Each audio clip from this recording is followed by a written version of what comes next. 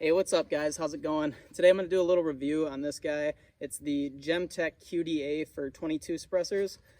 Basically, you can screw your suppressor onto this side, and then they have a quad lug mount that allows you to quick detach this from host to host. And basically, I'm just going to tell you a little bit about it, some stuff I learned about it, and if it's worth looking into. All right, guys, so basically it's pretty self-explanatory. Screw the threads into your suppressor. And what's really nice about this is you can take their included wrench they give you, slap it into these slots right here, and tighten it on as tight as you want onto that suppressor so it never walks off. I really like that a lot because I have problems once you shoot a couple mags, the suppressor will walk off the gun, and then you got to tighten it back down, and you got to worry about baffle strikes and all that kind of stuff. But once you get this tightened on there, it should never come off. So I like that a lot. But anyways, once that's on there, all you have to do is come over here, slap it on, boom, suppressor's on. Make sure you note that one lug is larger than the other, so you can't put this on any way you want. I think they did it that way so you have the same point of impact every time you put your suppressor on. So all I did was marked the lug with silver Sharpie, and then the end of my adapter with silver Sharpie, so I know which way it goes on. And the same goes with all the rest of my mounts because they thread on a little bit further, a little bit less. Not all threads are exactly the same in regards to the length and how many times you got to screw the suppressor on. All right, guys, now I'm gonna actually put it on the rifle, the pistol, and the pistol, see how quick it goes from one to the next, and I'll shoot a couple rounds. And just to note, there is no gas that comes out of this. It all comes out through the end of the suppressor, so nothing changes with your sound suppression. The only thing that changes is it's a lot faster to take on and off, but it's a little bit longer too. All right, so just start by indexing the correct lug.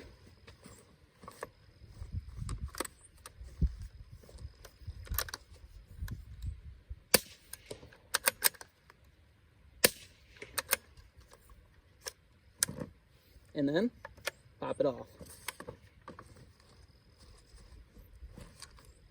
All right, here we go. Line it up. Pop it on, just like that.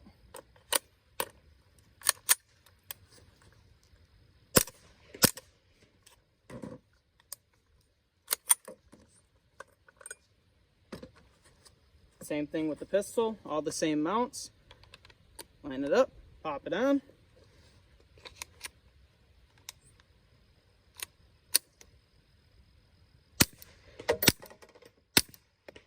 Just like that, guys. I really like this quick detach mount. It makes for a lot better day of shooting when you can just pop it on, pop it off. The 1.5 inch or 1.25 inch it does add some length, but you got to give and take when you get something to really move your suppressor around pretty quick, so I like it a lot.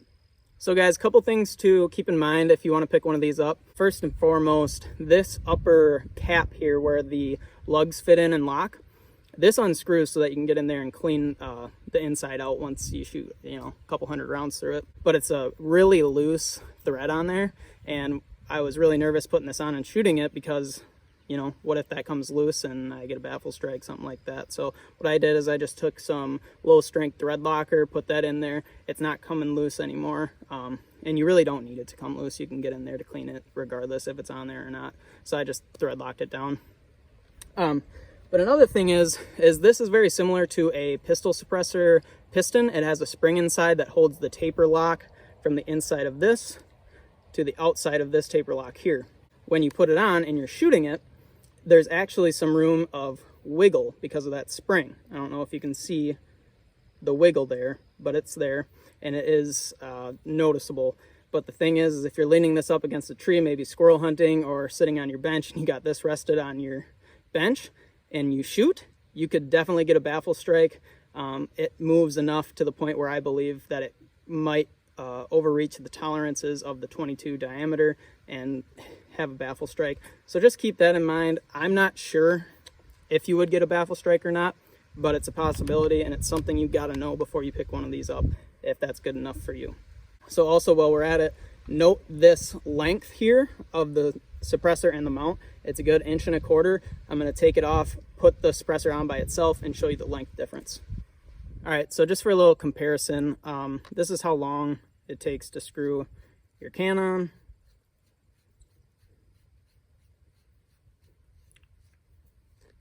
Snug it down, all that kinds of stuff.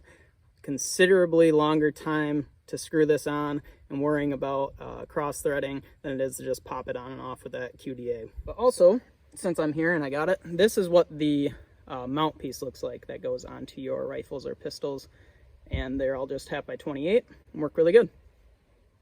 Along with that, this is the tool it comes with, just a little flat wrench and a little, I don't even know what you'd call this guy, but anyways, to secure this piece to your suppressor, you can take the tool, lock it in here, and just twist to tighten it to your suppressor.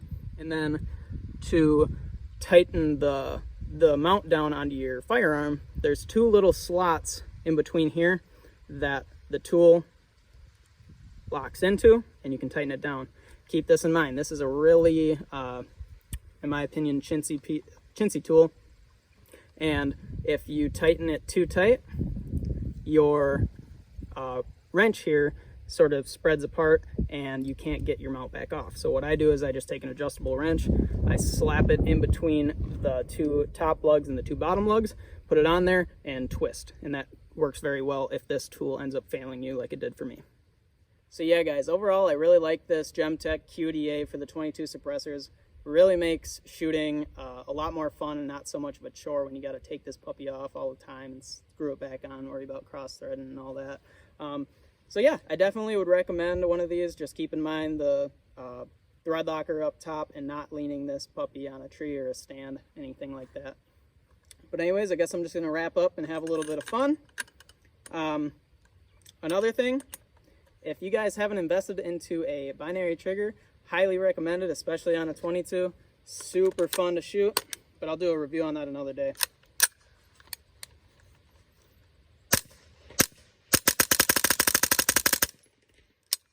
All right, have a good one, guys.